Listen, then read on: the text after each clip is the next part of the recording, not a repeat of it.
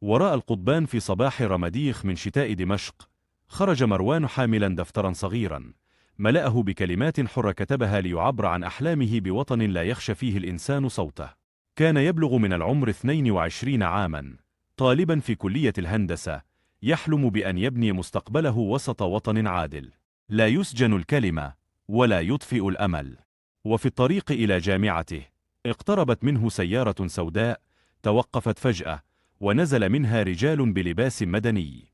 دون أن يقال له شيء، اقتيد مروان معصوب العينين، واختفت ملامح دمشق خلفه.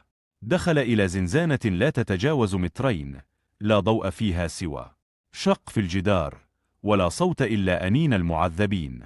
هناك تعلم الصمت، لا حبا به، بل لأن الكلام قد يكلفه عظامه. ومرت الأيام والأسابيع وربما الشهور، لم يكن يعلم. كل ليلة كان يهمس في الظلام: أنا لم أخطئ، أنا فقط كتبت ما حلمت به. ضربوه، أهملوه، جاع وبك، لكنه لم يندم.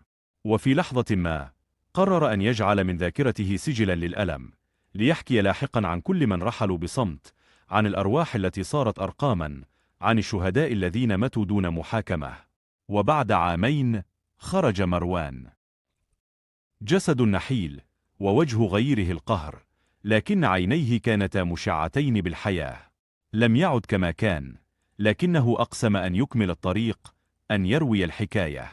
وراء كل صرخة قصة يجب أن تروى، وأنا سأرويها، قالها، وسار في طريقه يحمل وجع السنين وحبر الحقيقة.